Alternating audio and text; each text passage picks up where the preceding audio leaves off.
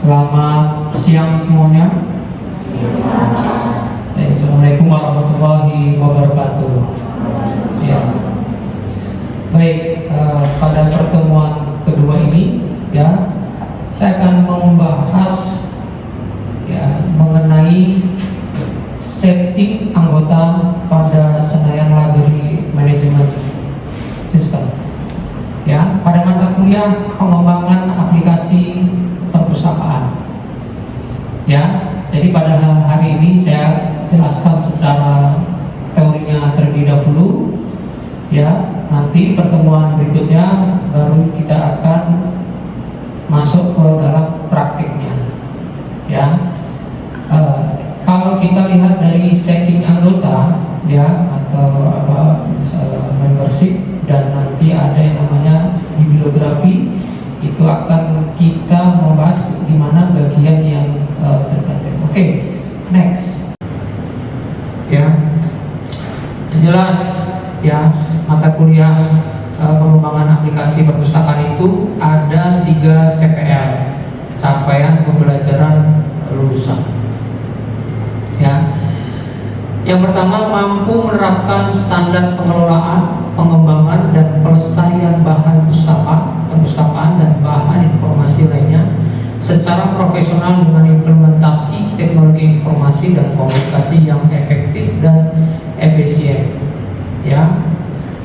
Yang ketiga adalah mampu menerapkan standar pelayanan perpustakaan dan lembaga layanan informasi secara profesional dengan implementasi teknologi informasi dan komunikasi yang efektif dan efisien.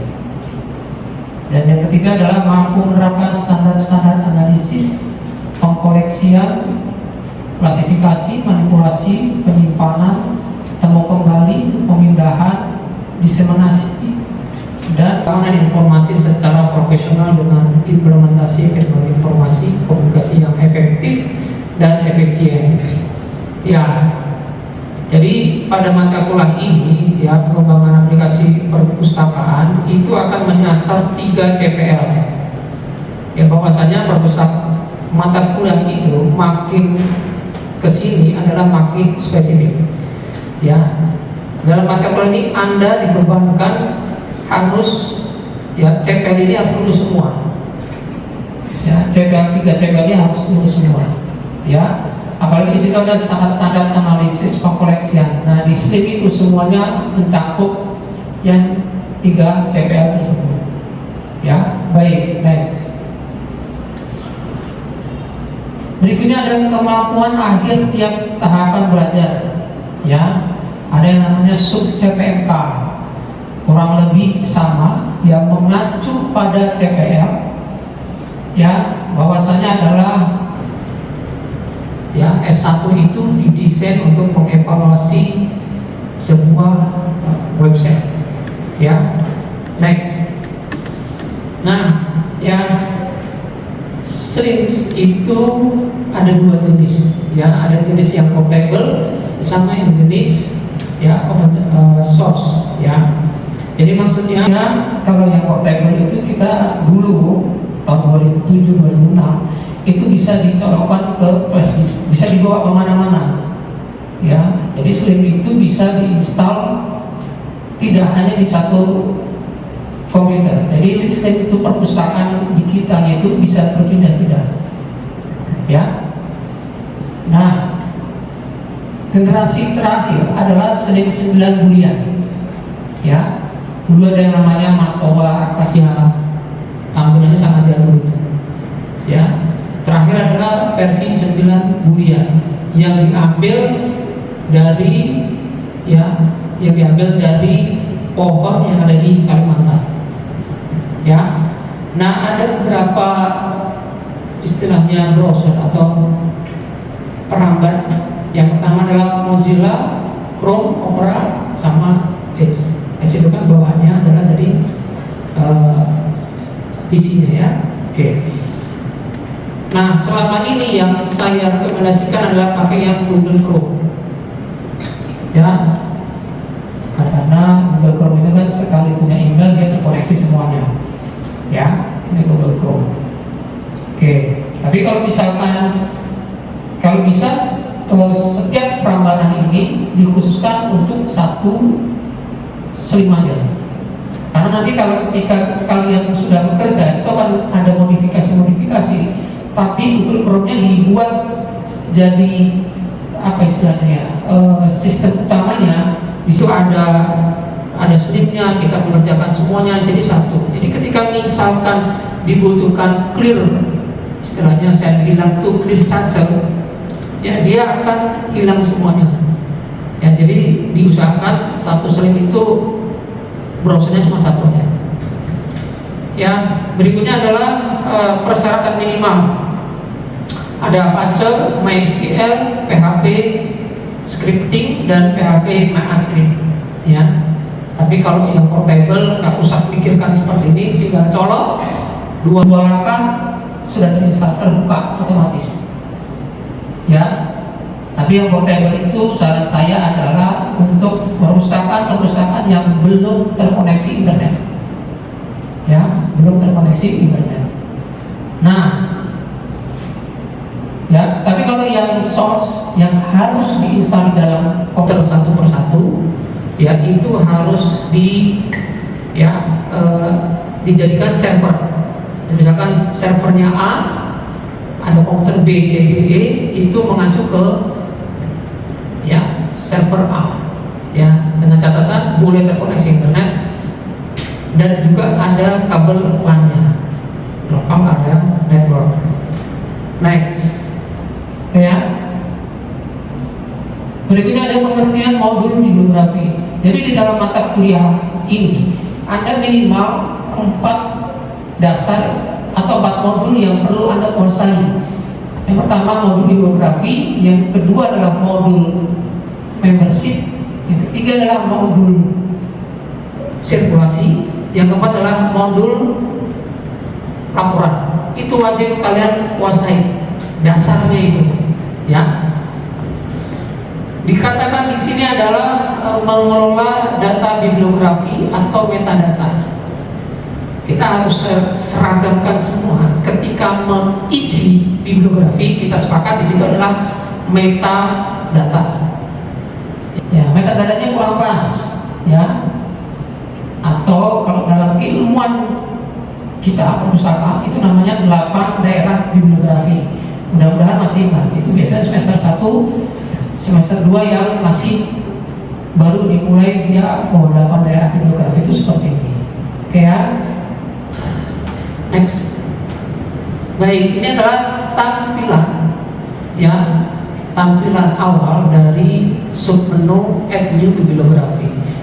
Kalau kita lihat semua di sini ada Add New Item, ya, MARC, ya, ada MARC, ada Pay to Play Service, ada data export, import item, ya. Nah, jadi oke, next, ya. Saya akan jelaskan secara rinci. Jadi untuk title, judul koleksi itu diusahakan adalah bukan capitalize semua, capital huruf besar semua, huruf baru semua itu jangan. Jadi awal huruf kata saja itu yang besar, atau enggak disebut capitalize each word, ya. Jadi pustakawan itu selain ditutup untuk rapi, dia detil. IT-nya harus oke, kemampuan bahasa asingnya harus oke, semuanya dituntut serba detail dan rapi, ya. Jadi misalkan, ya, judul koleksi. Nah, berikutnya ada autor, kepengarangan. Ya, kepengarangan ini yang level pertama adalah pengarang utamanya. Kalau nggak ada pengarang utamanya, turun lagi ke bawah, yaitu editornya. Tapi kalau editor nggak ada, maka turun lagi ke lembaganya, penerbitnya. Begitu maksud saya, ya. Jadi biasanya, ya, ini kalau input undang-undang adalah yang kan nggak ada marahnya di situ kan, berarti nama lembaganya, ya. Nah, saya undang-undang kamus, ya. Nah, berikutnya ada statement of responsibility. ini akan saya samakan dengan autor, ya, kepengarangan.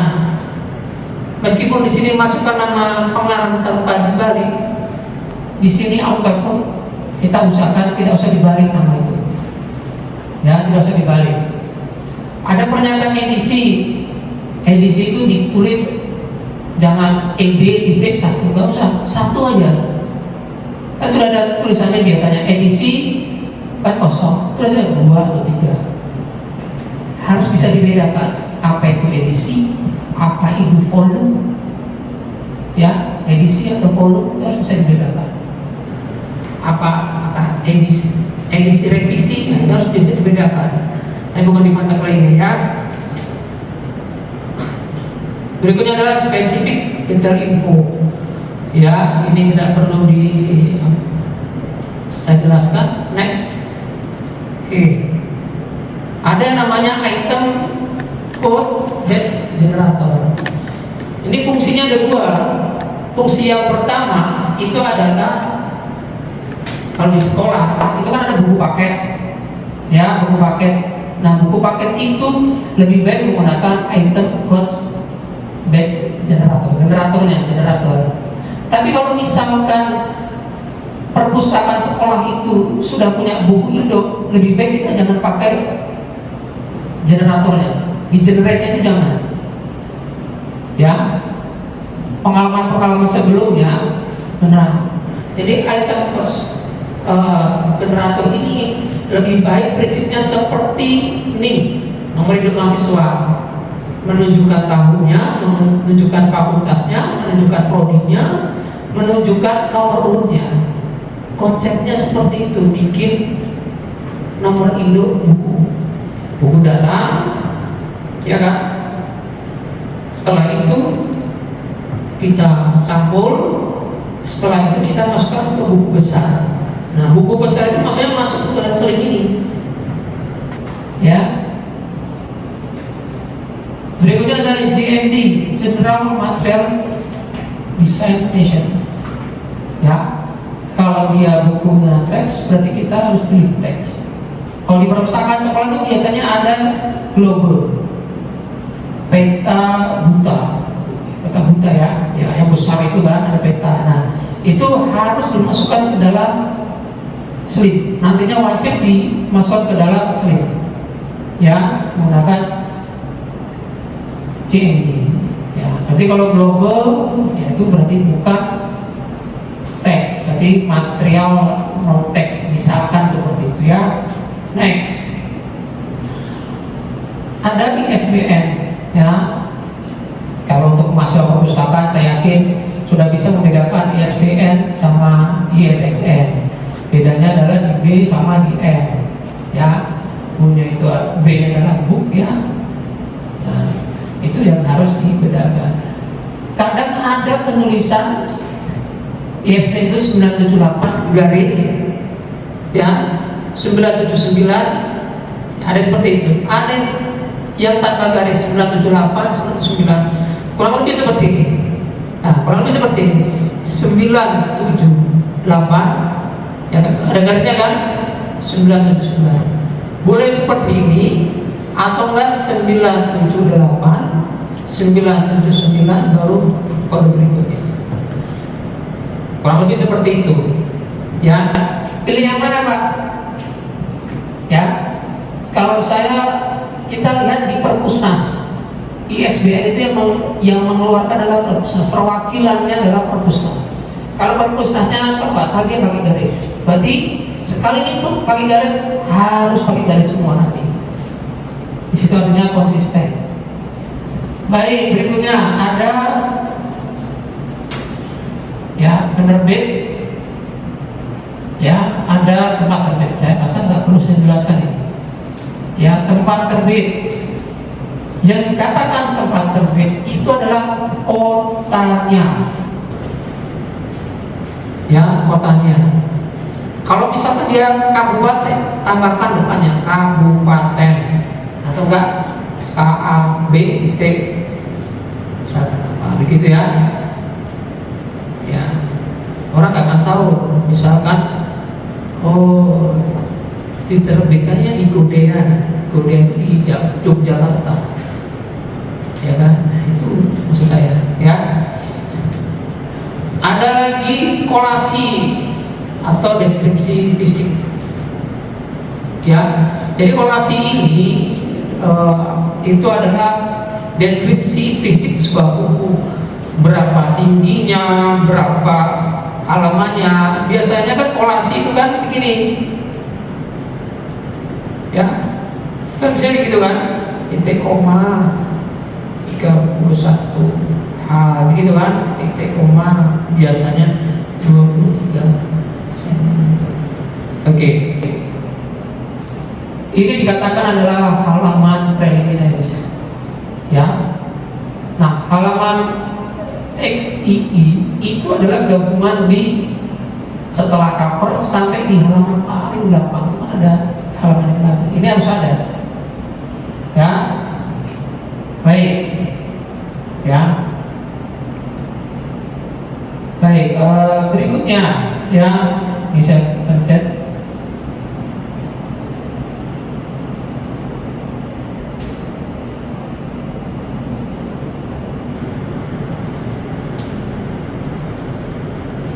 Oke.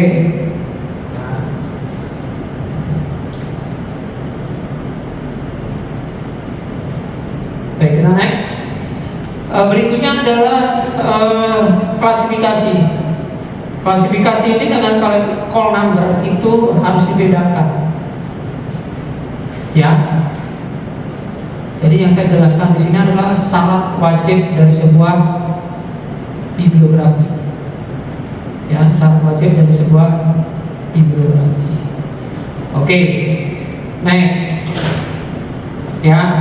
Nah, ada yang abstrak atau notes, ya, cuplikan atau ringkasan dari bahan perpustakaan yang diolah. Selama ini saya di mahasiswa sebelumnya, angkatan yang sebelumnya, saya pasti mewajibkan abstrak ini harus diisi oleh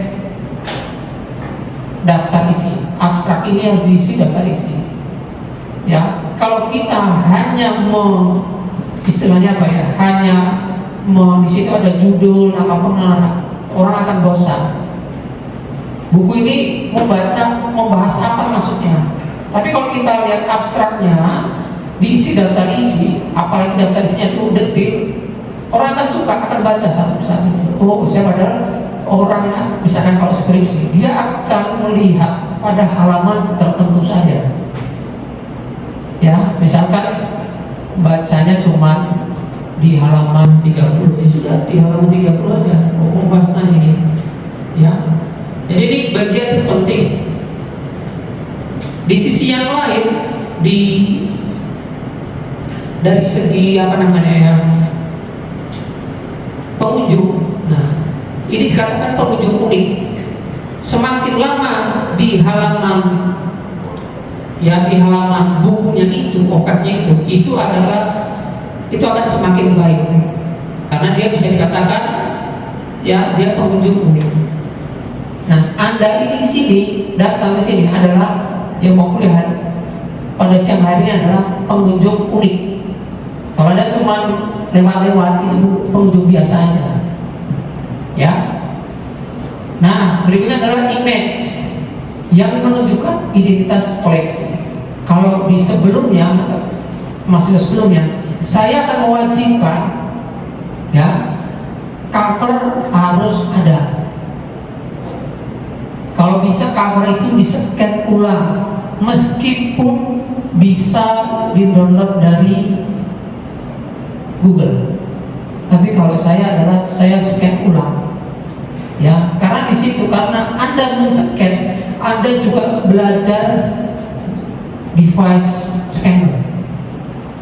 Misalkan 360 dpi diturunkan atau dinaikkan sampai 600 dpi, pixelnya lebih kecil, lebih banyak, kan bagus, ya. Nah, ini match sebagai syarat wajib. Berikutnya adalah attachment, ya. Ini biasanya digunakan kalau misalkan dia perpustakaan perguruan tinggi, skripsinya masukkan jadi semua, Tapi hati-hati ya, ketika scriptnya sudah bisa di upload full ya, maka harus ada apa istilahnya, kode rahasia. Kalau mau download harus ada kode rahasia, ada username, kita harus masuk dulu ya. Oke. Ya, ini beberapa ekstensinya, PDF ya, sampai CSV, AVI, MPEG, video, semua yang ada di sini bisa diputar. Dari audio, video, dokumen bisa. Yuk, next. Ya, ada lagi disembunyikan di OPAC.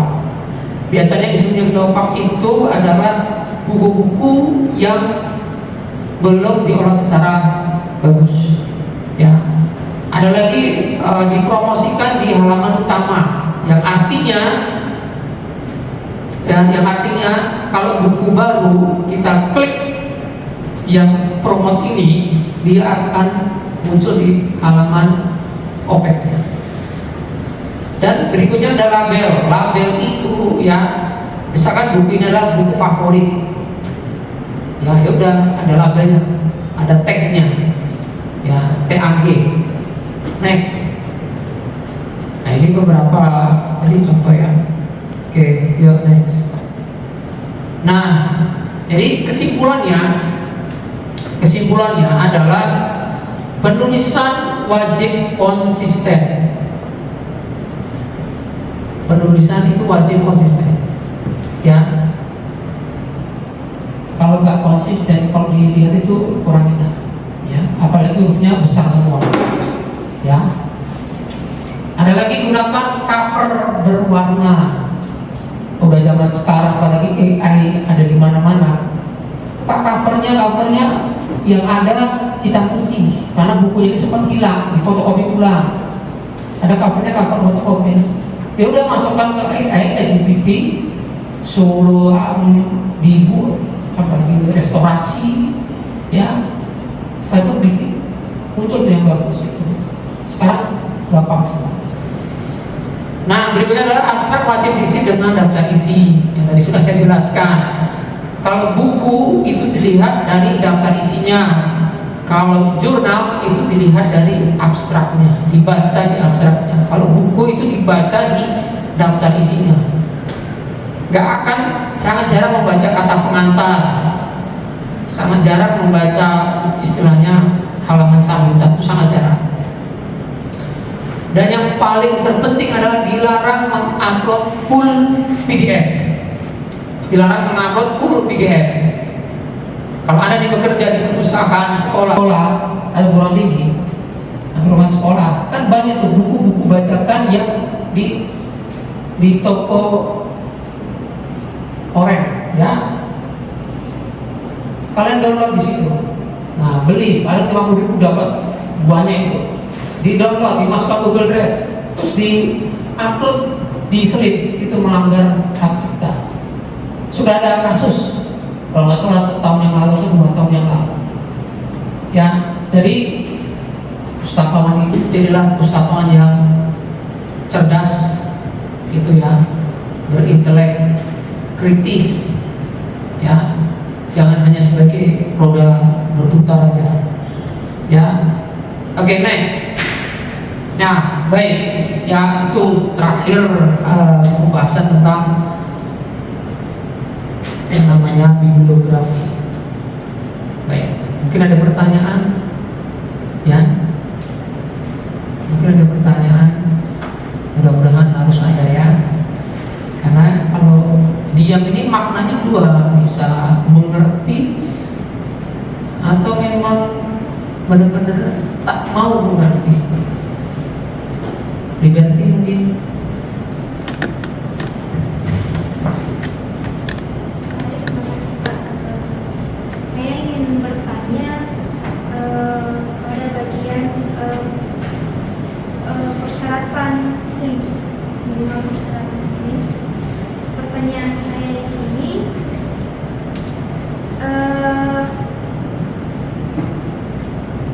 mengapa Apache Web Server versi 2.4 menjadi persyaratan minimal untuk SLIMS 90 ya? Ya ada. Oke, baik, terima kasih ya pertanyaannya. Ini teknis banget nih. Kenapa web server 2.4 itu menjadi syarat utama? Ya, jadi Slim ini berjalan di dua sistem. Ya, sistem dia database-nya yaitu PHP adminnya yang bisa dijalankan oleh servernya, sama codingnya itu sendiri. Ya. Jadi nanti misalkan ya, ini sebuah hal yang penting. Kalau sudah bekerja nanti pastikan ya komputernya itu, PC-nya itu mendukung web servernya. Web servernya versi berapa misalkan? Ya, misalkan 7 ya. Tapi ternyata Windows Anda Windows XP itu kok sangat jadul, jadi nggak bisa. Solusinya gimana? Ya diturunkan web servernya setara dengan Windows XP, atau kan Windows XP-nya dinaikkan setara dengan itu. Ya, dicari keseimbangannya. Jadi menjadi bagian yang terpenting tadi web server itu, karena dia menjalankan sistemnya. Oke, terima kasih ya. Nah, mudah-mudahan bisa dimengerti. Ada lagi? Ayo. Fernanda? Ya, mau tanya. Oke, berdiri Fernanda. Baik Pak, terima kasih atas kesempatannya. Di sini saya ingin bertanya Pak, apakah ada kelebihan ataupun kekurangan dari solusi ini? Terima kasih. Baik ya. Kelebihan, saya berbicara kekurangan dulu ya. Kekurangannya saya rasa